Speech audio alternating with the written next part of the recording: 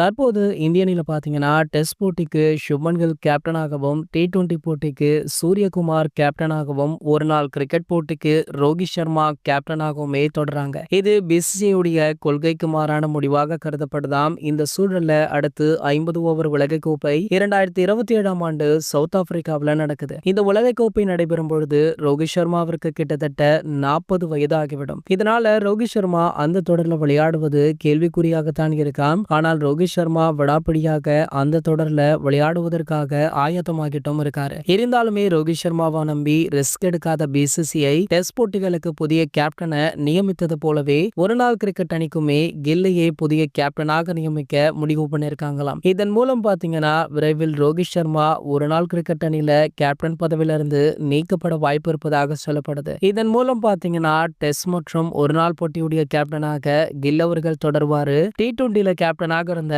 சூரியகுமார் யாதவ் அவர்களுமே பதவி நீக்கம் செய்ய போவதாகவும், புதிய கேப்டனாக இளம் வீரரான சாய் சுதர்ஷன் அவர்களை போட வாய்ப்பு இருப்பதாக சொல்லப்படுது. இதனை கம்பீர் அவர்களை அதிகாரப்பூர்வமாக கூடிய விரைவில் அறிவிக்க உள்ளதாக செய்திகள் கிடைச்சிருக்கு. இது போன்ற கிரிக்கெட் செய்திகளை பத்தி நீங்க உடனே தெரிஞ்சுக்க நம்மளுடைய தமிழ் நியூஸ் எக்ஸ்பிரஸ் சேனலை மறக்காம சப்ஸ்கிரைப் பண்ணிக்கோங்க.